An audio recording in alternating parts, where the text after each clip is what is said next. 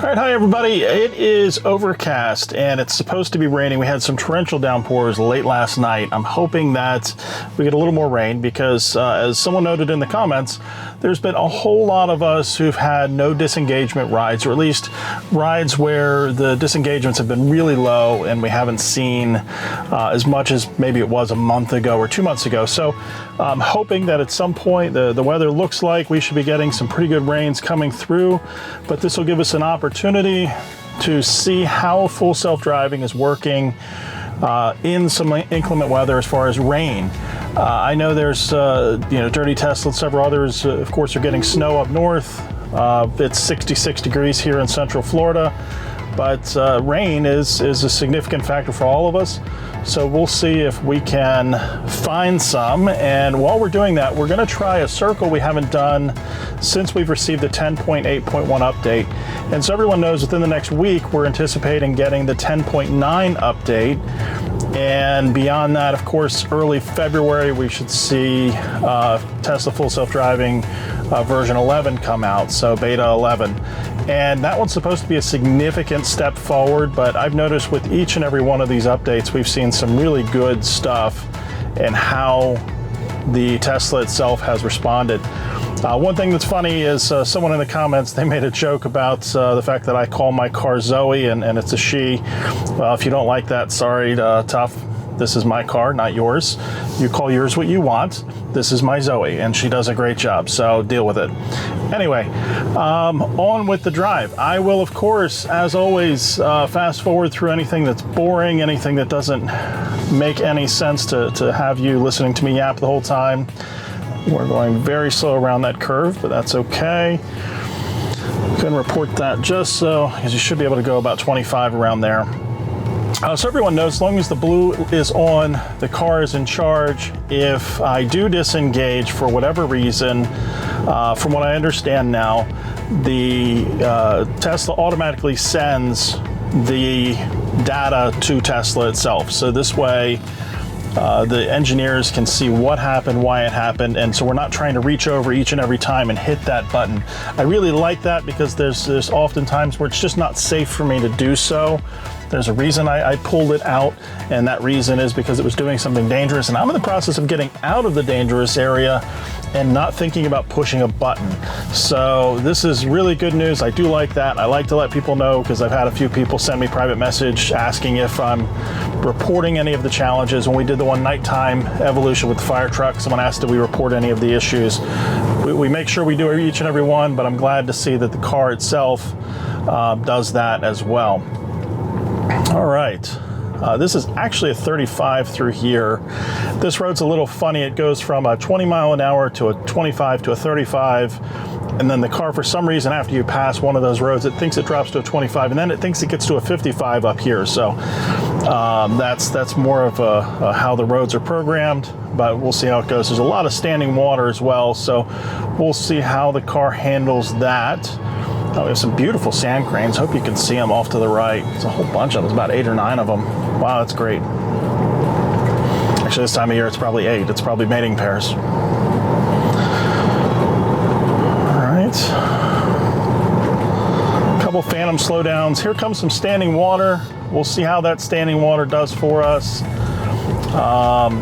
In past, you should see a whole bunch of alerts pop up and telling me to touch things, but now she handled that like a champ. No issues at all. Now, I'm torn on standing water. I think in general, it's fairly safe. If it crosses the whole road, my preference is that the vehicle would stop or slow and let you take a determination if it's safe to cross. Remember, though, I was a fireman for a long time, and if it's, 30, 40 meters worth of standing water, you have no idea what's in that. So I'm more inclined to just go around than to try and go through. I will say, though, that Teslas and EVs in general tend to do really well in standing water because we just don't have as many things that can become waterlogged. Now, this is a high-speed road we're about to enter. She never seems to do this as well as I'd like. See, we're creeping right now. We're going to have to hit the gas. Or I'm sorry, we'll have to hit the accelerator. I will get it eventually. I know there's a bunch of you laugh every time I say that. All right, that we are going to report. Because we can't creep out into a lane when people are crossways doing 60 to 70 miles an hour. That just doesn't work. So I would say this isn't going to be a no disengagement video, even though I didn't disengage. There's still challenges and issues that we're going to face. With that, I will pick you up in a moment because this is typically boring from here until the next turn. For those of you who've seen this, I'm going to do the same route as usual, where we do a quarter of the circle and then 3/4 of the circle afterward. But we'll see how she handles the next upcoming turn. See you in a minute.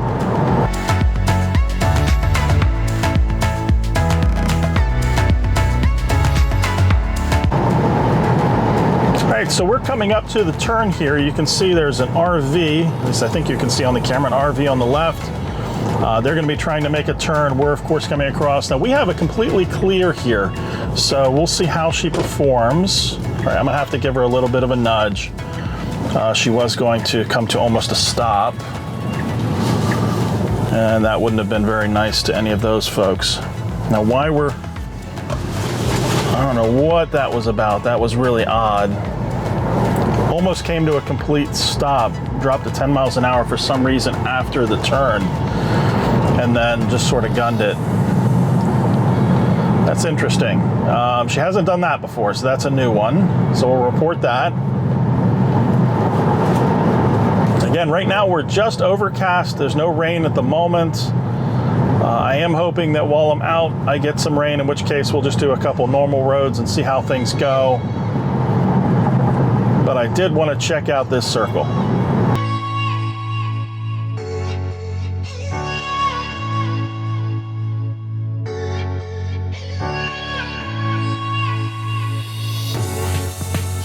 All right, as you can see up ahead, we have the circle coming up.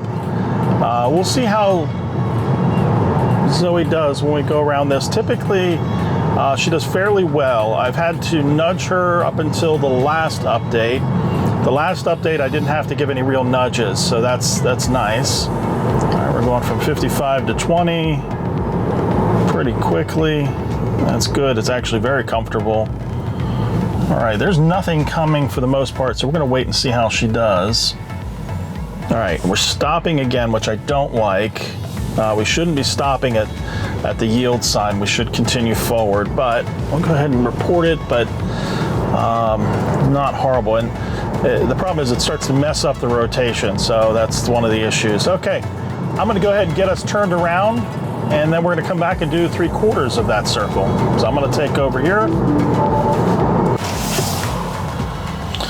Okay, we're going to let Zoe go. Now we're actually going to do a quick detour. We're going to head straight across the circle, so we're only going to do half of it this time. Reason being, we're going to head to a different location because I just checked my weather app and it looks like it might start to rain, and there's an area I'd like to try if it is raining that's a little more challenging than some of these country roads. All right. There we go. All right. Looks like we're going to stop again.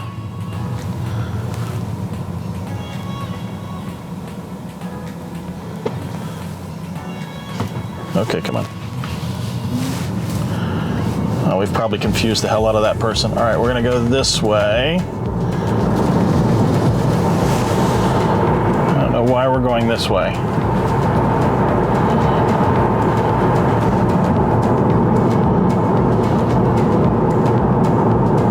Oh. Apparently, I cleared the direction we were going to be heading. So what we're going to do is turn around and see if we can fix that.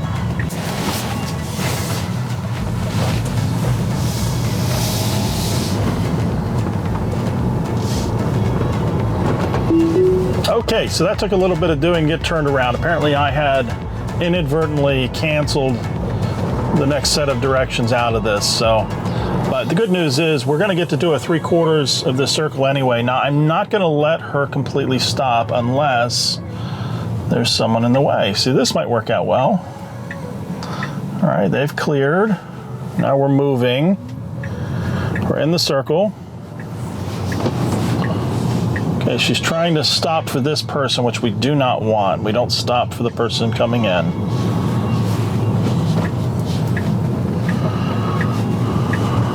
And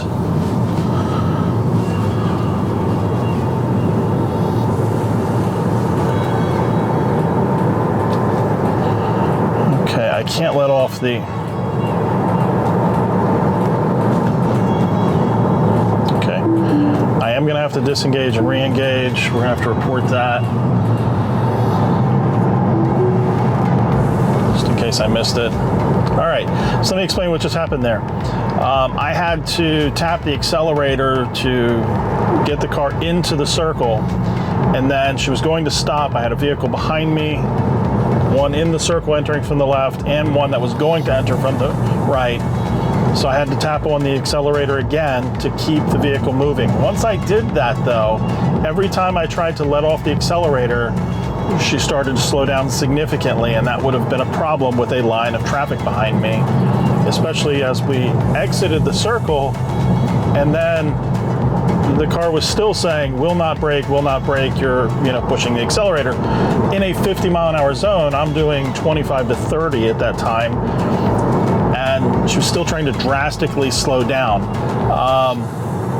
Can't allow the vehicle to come to a stop in the middle of a road when it's a 50-mile-an-hour. I just can't do that. So we'll go from there. We are having some phantom braking now. That's interesting. I haven't had that problem before. If anyone's had that issue where you've had to give the car a nudge and it then demands that it slow down and start itself, let me know. If there was another massive phantom brake and I had to take over. We can't brake check people behind us. So what we're going to do, I'm going to find a spot to stop. I'm going to get out. I'm going to let it clear. And then we're going to try the rest of the trip and see how things are.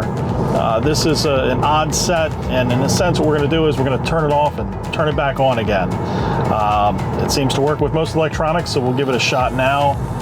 Although the person behind me almost went off the road, so maybe everyone's having a little trouble today. I don't know. I'll see you in a minute.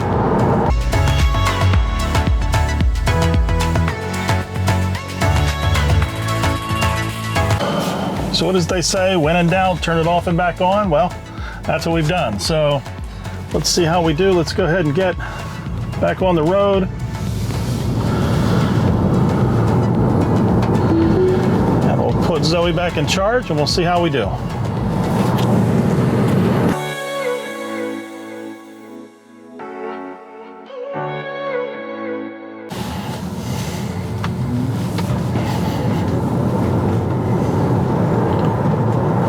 I know we just started again, but I think things are a little bit better. Only a little bit of phantom braking where with some dark spots in the road from the water. Otherwise, it wasn't like it was before where it was just really pronounced. So I will go ahead and start fast forwarding. I'll brake in if anything happens, but otherwise, hopefully we have a more uneventful drive than we had a few moments ago. No idea what that was, but we reported it, so hopefully when we try that again in the future, we see that it's gotten a little bit better. All right, I'll see you all in a minute.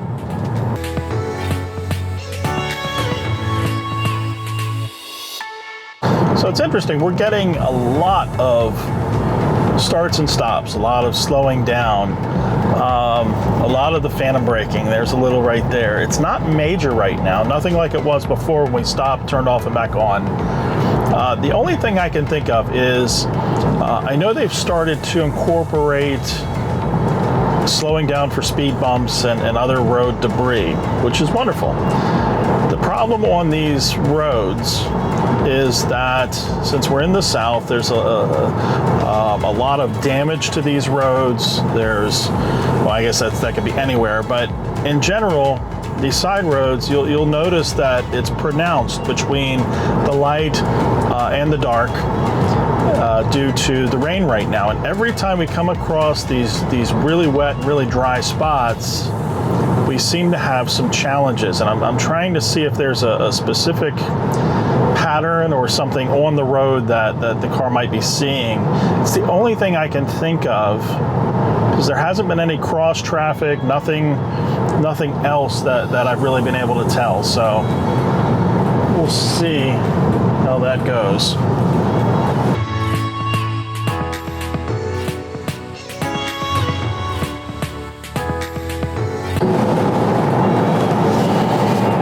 So I have this great camera. It's a Canon EOS 90D. I know a bunch of you have heard me talk about it. I've received some great advice.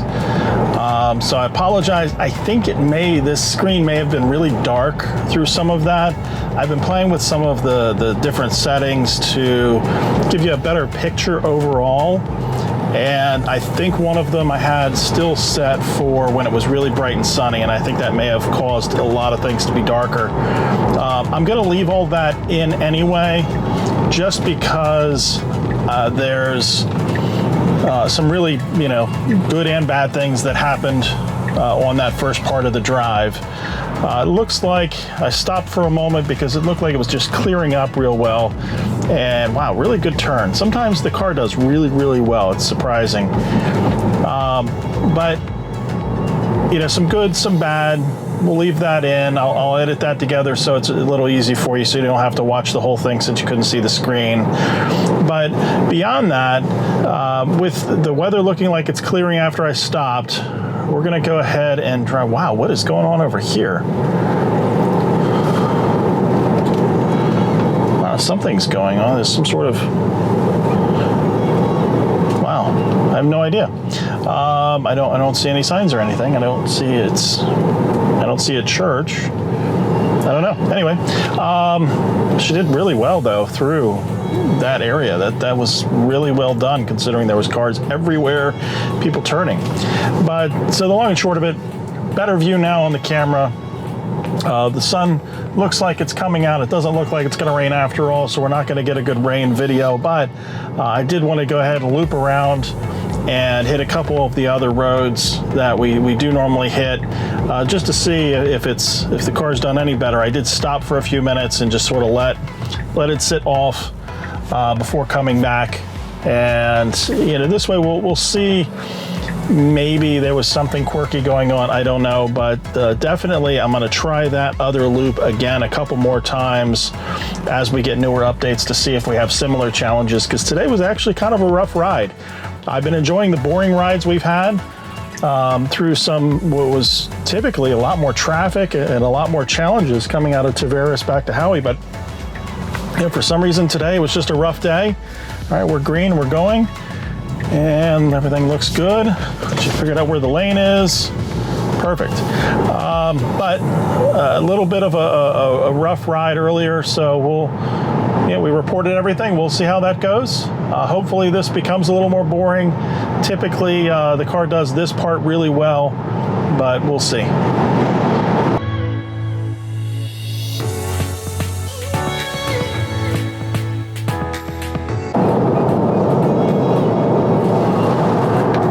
So for some reason at that last intersection, the car wanted to slow down significantly. And then even after, I had to tap the accelerator. And then even after that, as soon as I let off, there was nothing behind me. We slowed down a little bit further till finally it allowed the car continue to move. So something has changed. I don't know what. It's interesting how you don't have to necessarily receive an update from drive to drive to have a very vastly different experience just based on general weather conditions and maybe what's out there. There's a lot of good rain off to the distance there. It looks like we may be entering at some point, so maybe I will get my wish today. We'll see in a moment.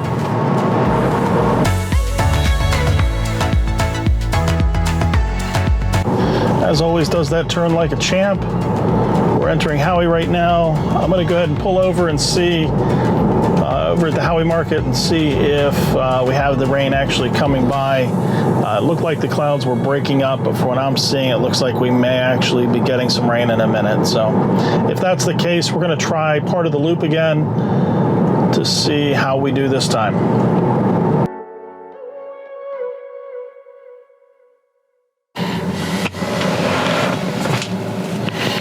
All right, so I don't know if you can see that or how well, but it looks like the storm itself, everything that was around us that was starting to form on this side has just decided not to, and it's just a one big line that's crossing Florida now. So I don't think we're going to get any good rain today. If we do, I will head back out. But we did get some really exciting things to see with regard to how the random stops, the having to be on the accelerator, the vehicle wanting to slow down significantly afterward. It was actually a pretty rough drive.